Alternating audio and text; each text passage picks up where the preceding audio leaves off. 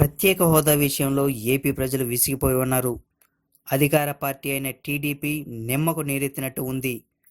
మొన్న యువత విశాఖలో మౌన పోరాటం చేస్తుండగా అరెస్టు చేశారు. జగన్ కొవ్వొత్తుల ర్యాలీకి పిలుపునిస్తే జగన్ని ఎయిర్పోర్ట్లోనే అడ్డుకున్నారు.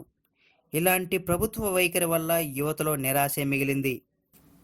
ప్రభుత్వం జగన్ని ఎయిర్పోర్ట్లో అడ్డుకోవడం, యువతను అరెస్టు చేయడం వల్ల ప్రభుత్వానికి లాభం ఏమీ లేకపోగా ఒక వంతు నష్టమే కలిగిందని చెప్పుకోవాలి. జగన్ పోరాటాల్లో కొవ్వొత్తుల ర్యాలీ కూడా ఒకటై ఉండేది. ప్రజలు, ప్రతిపక్షంతో పాటు ప్రభుత్వం కూడా ప్రత్యేక హోదా కోసం పోరాటం చేసి ఉంటే కేంద్ర ప్రభుత్వం దిగివచ్చేది. హోదా విషయంలో ప్రభుత్వానికి ఇష్టం లేనట్టు ఉంది. దానివల్ల ప్రభుత్వానికి నష్టం కలుగుతుంటే జగన్కి లాభం చేకూరుతుంది. చంద్రబాబు ఇచ్చిన హామీలు పూర్తి స్థాయిలో ప్రభుత్వ వైఖరి మీద ప్రజల తరపున జగన్ పోరాటం చేయడం, ఇవన్నీ జగన్కి మేలు చేసే విషయాలుగా చెప్పుకోవచ్చు. 2019 ఎన్నికల్లో ఫలితాలు జగన్కే అనుకూలంగా ఉంటాయని భావించవచ్చు. మీరు వైఎస్ జగన్మోహన్ రెడ్డి అభిమానులా?